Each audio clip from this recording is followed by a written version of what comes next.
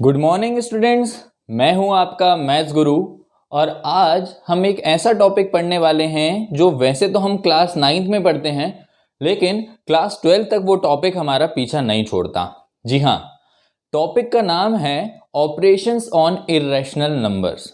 और मैं आप लोगों से ये उम्मीद करता हूं कि जब हम मैथ्स में ऑपरेशंस की बात करते हैं तो इसका मतलब होता है एडिशन, सब्सट्रैक्शन, मल्टीप्लिकेशन और डिवीजन। यही चार बेसिक ऑपरेशंस हम मैथ्स में पढ़ते हैं। तो बात करेंगे ऑपरेशंस ऑन इर्रेशनल नंबर्स की।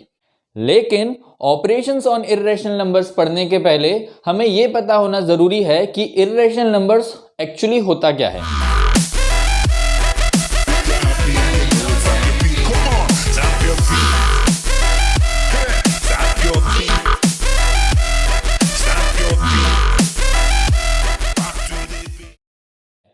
तो according to the definition given in your NCERT book, it is said that the numbers which are non-terminating and non-recurring are called irrational numbers। नहीं आया समझ में?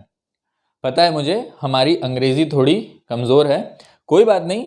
Non terminating and non recurring, ये दो words का मतलब समझेंगे तो हमें इर्रेशनल नंबर भी समझ में आ जाएगा, ठीक है ना। तो सबसे पहले बात करते हैं नॉन टर्मिनेटिंग क्या होता है। नॉन टर्मिनेटिंग पढ़ने के पहले अगर हम बात करें टर्मिनेटिंग वर्ड की, तो टर्मिनेटिंग एक अंग्रेजी का शब्द है। इंग्लिश डिक्शनरी में इसका मीनिंग चेक करेंगे तो मतलब हमें मिलता है कि टर्मिनेटिंग वर्ड का मतलब है खत्म होने वाले। तो अगर टर्मिनेटिंग खत्म होने वाले हैं तो नॉन टर्मिनेटिंग क्या होगा? तो नॉन टर्मिनेटिंग हो जाएगा जो खत्म ही नहीं होते हैं, ठीक है ना। तो पहले वर्ड का मतलब है जो कभी खत्म नहीं होते। तो इर्रेशनल नंबर ऐसे नंबर हैं जो कि कभी खत्म नहीं होते and also at the same time they are not recurring. Non recurring भी बोल सकते हो और नॉन रिपीटिंग भी बोल सकते हो, मतलब सेम होता है। नॉन रिकरिंग या नॉन रिपीटिंग का मतलब होता है जो कभी रिपीट भी नहीं होते। तो ऐसे नंबर जो ना तो कभी खत्म हो ना ही कभी रिपीट हो, वो नंबर इर्रेशनल नंबर्स कहलाते हैं। एग्जाम्पल से अगर समझे तो अगर मैं यहां पर एक नंबर लिखता हूं 4.256810298657231205 एंड सो ऑन, है ना। यहां पर हमने लगा दिया डॉट डॉट डॉट। ये डॉट डॉट डॉट क्या रिप्रेजेंट करता है?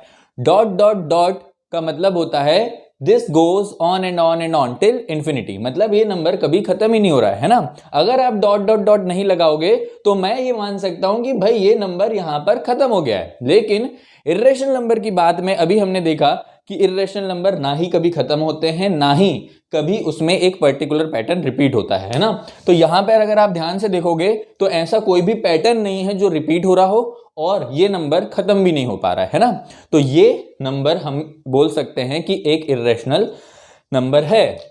या फिर और मैं अच्छे से अगर आपको कोई एग्जांपल दूं तो 2.01001 then 0001 then 4 times 01 and so on.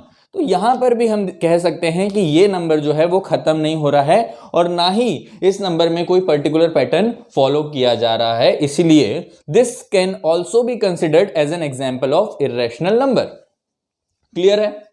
अब एक और बात समझना, जितने भी नॉन परफेक्ट स्क्वायर्स होते हैं उन सबकी अंडर रूट भी इर्रेशनल नंबर कहलाती है।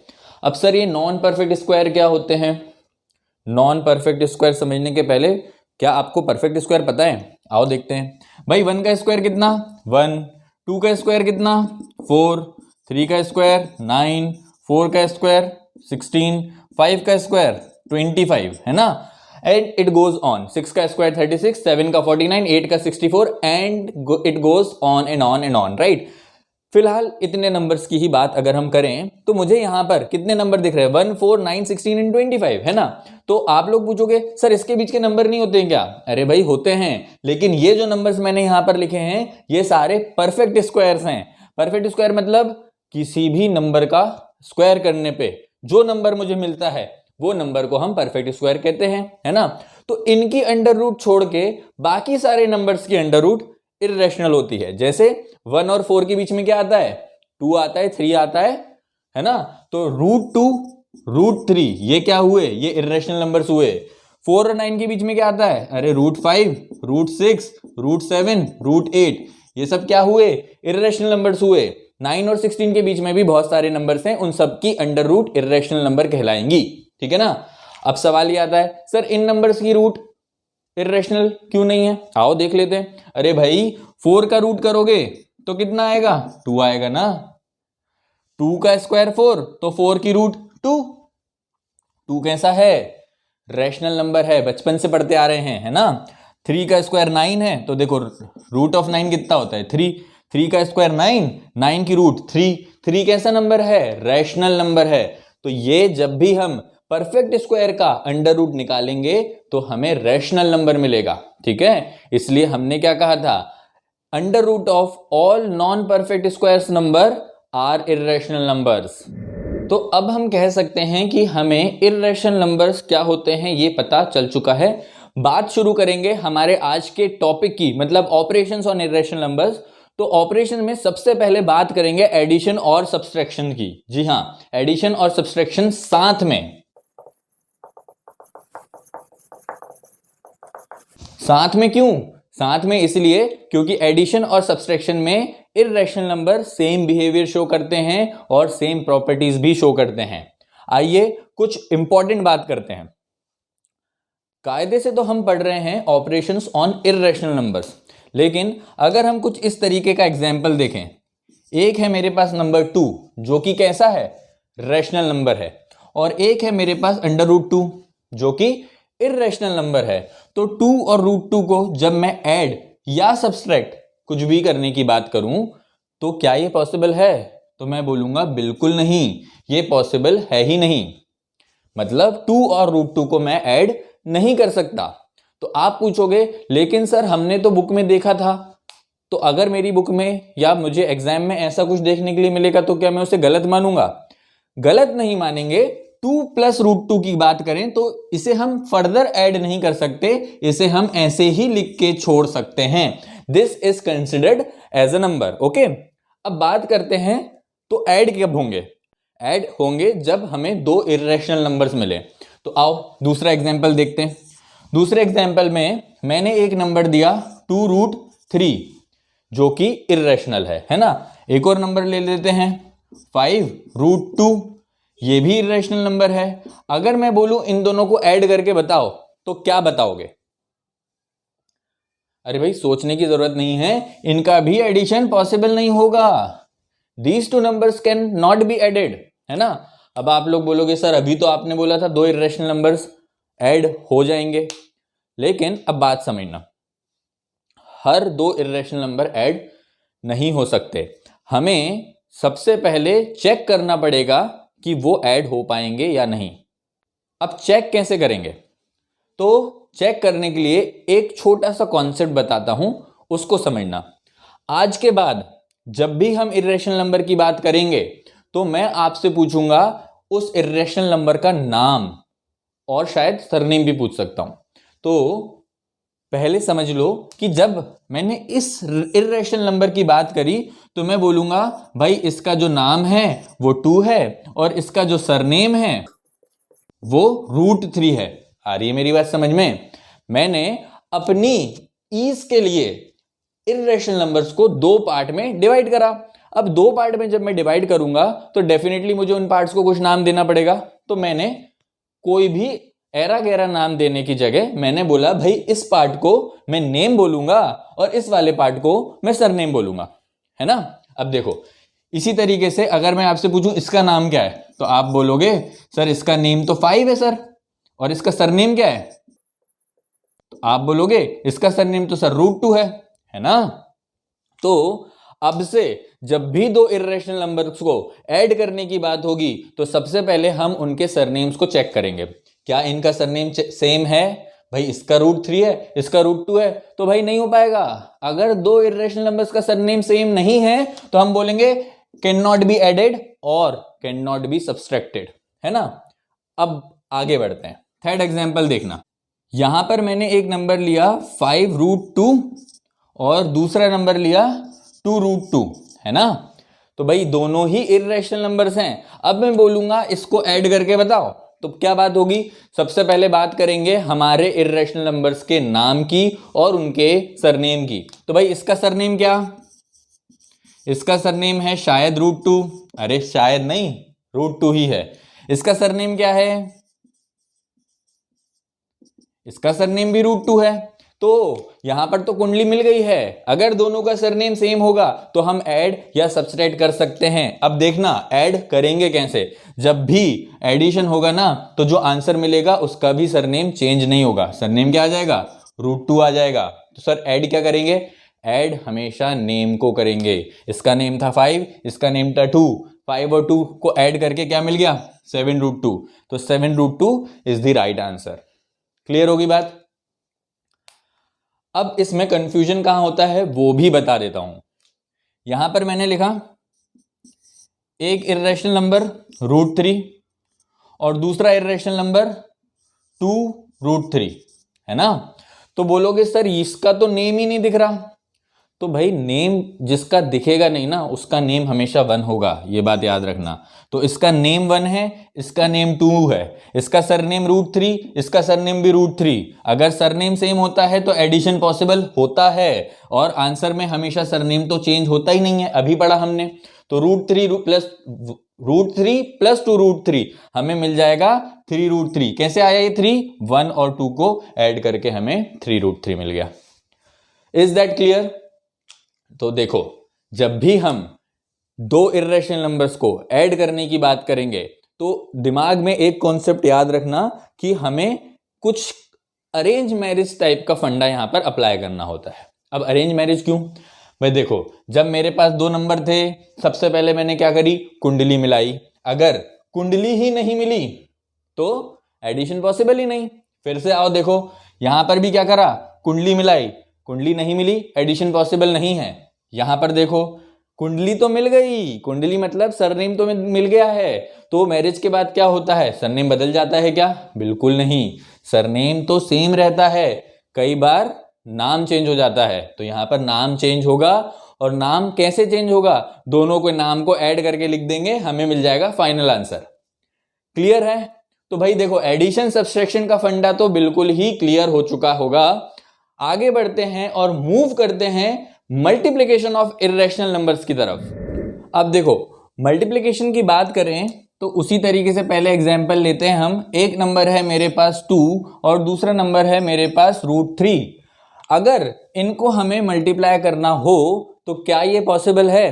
तो भाई देखो सबसे पहले तो ये फंडा याद रखना कि एडिशन सब्सट्रैक्शन में हमें कुंडली मिलानी पड़ती है, कुंडली बोले तो सरनेम चेक करना पड़ता है, लेकिन मल्टीप्लिकेशन के केस में हमें ना ही कुंडली मिलानी है ना ही हमें कोई चीज चेक करनी है, हम सीधे उठा के मल्टीप्लाई कर सकते हैं। बस एक चीज याद रखना, नेम और सरनेम आपस में नहीं मल्टीप्लाई होते, नेम और नेम मल्टीप्लाई होते हैं और सरनेम मल्टीप्लाई होते हैं। अब देखना अगर मैं बोलूं इसका सरनेम क्या है, तो सरनेम तो रूट के अंदर होता है, रूट है ही नहीं, तो क्या करें, सर ने बताया था जिसका सरनेम नहीं लिखा होगा या नेम नहीं लिखा होगा उसका सरनेम होगा रूट के अंदर 1, या फिर नेम मैंने बताया था कि इसमें जैसे इसका नेम नहीं लिखा है तो इसका नेम मैं कंसिडर करूंगा 1, उसी तरीके से अगर इसका सरनेम नहीं लिखा है तो इसका सरनेम कंसिडर करूंगा √1। तो देखो इसका नेम है 1, इसका सरनेम है √1, ये सब मन में करना है, समझाने के लिए बता रहा हूं बस।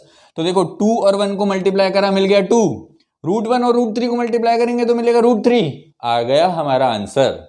एक और एग्जांपल देखो, 3√2 इंटू 5√3, सरनेम चेक करो, √2 √3 नहीं मैच कर रहा, फिर भी मल्टीप्लिकेशन पॉसिबल है।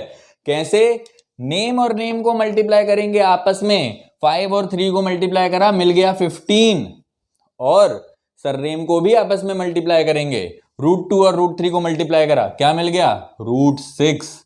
अरे सरनेम तो रूट के अंदर ही लिखेंगे ना, ठीक है। और एग्जांपल देख लेते हैं।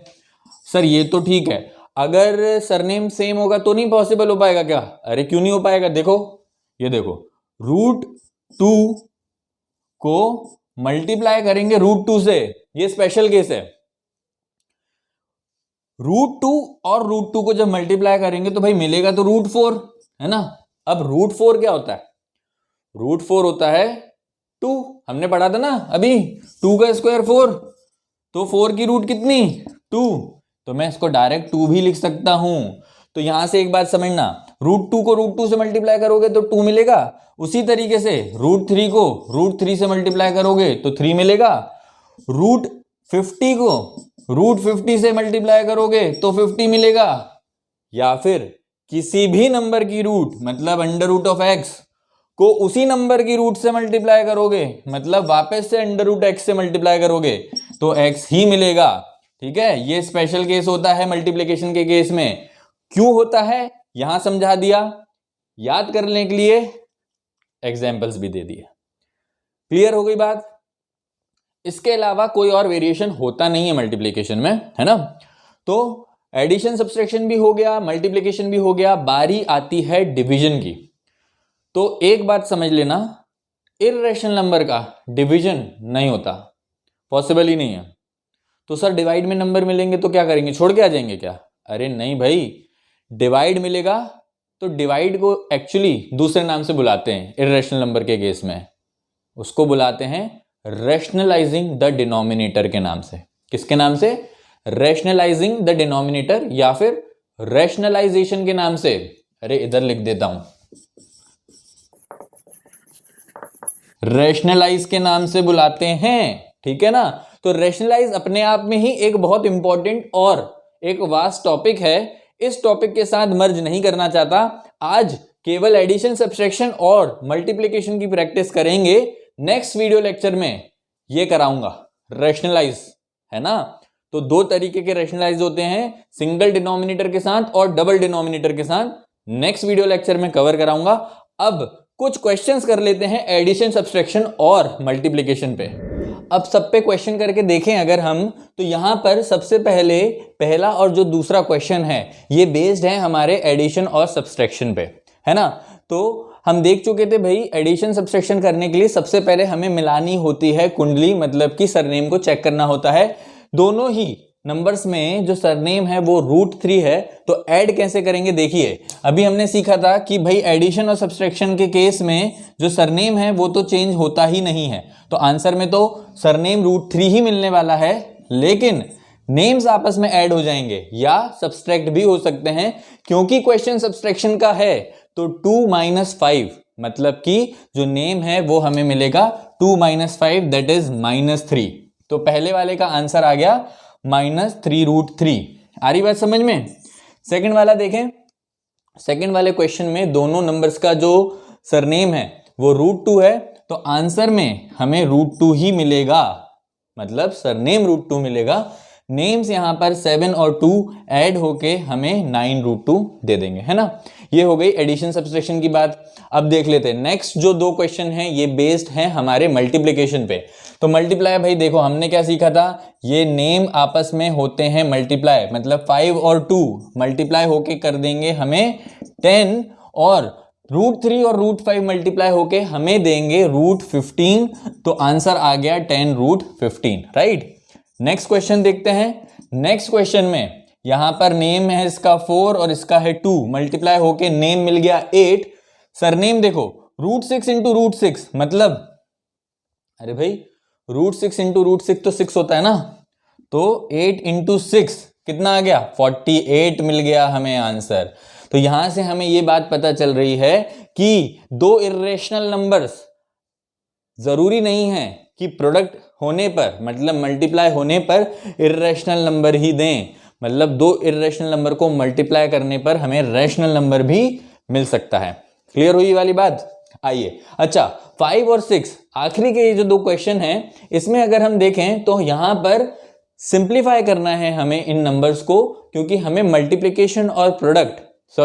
मल्टीप्लिकेशन और एडिशन दोनों कॉन्सेप्ट को यूज करना पड़ेगा। तो देखो 5 क्वेश्चन को ध्यान से समझेंगे।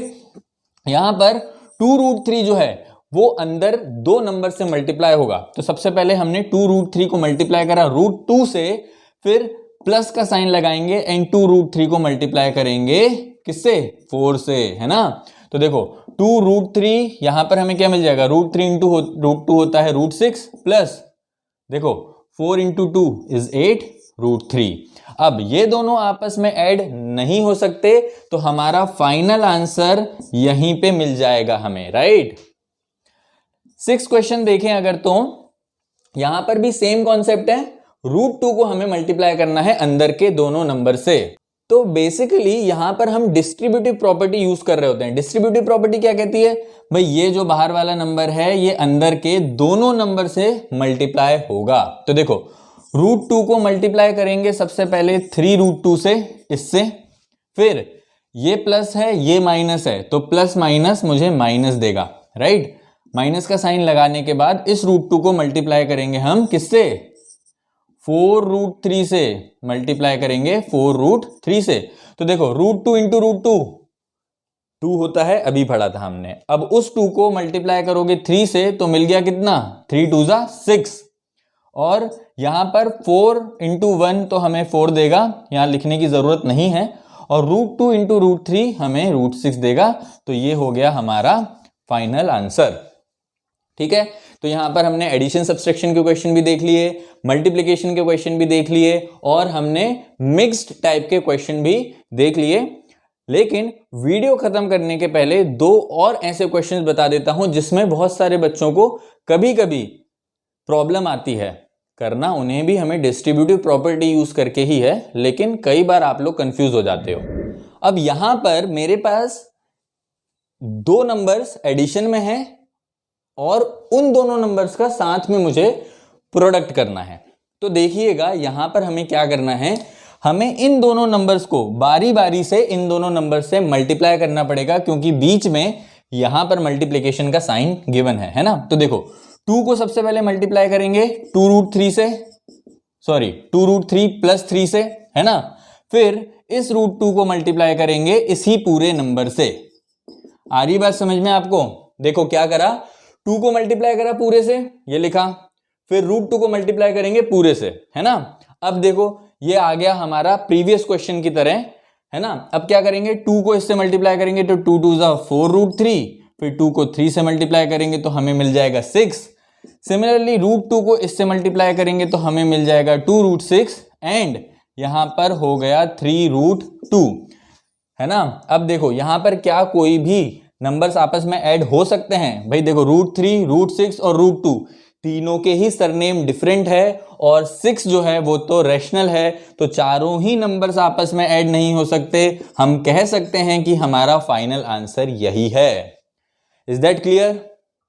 एक और क्वेश्चन इसी तरीके का देखेंगे। इस क्वेश्चन में सेम कॉन्सेप्ट अप्लाई करके देखते हैं।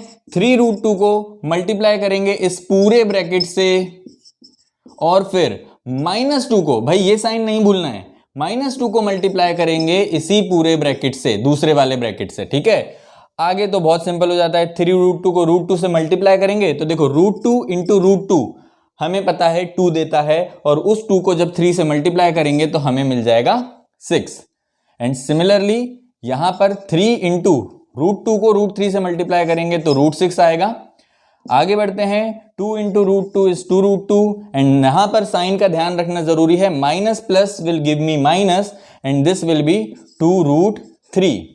इस स्टेप पे आने के बाद चेक करो, भाई √6, √2, √3 तीनों के सरनेम डिफरेंट है, आगे हम ऐड नहीं कर सकते हैं, तो this will be our final answer.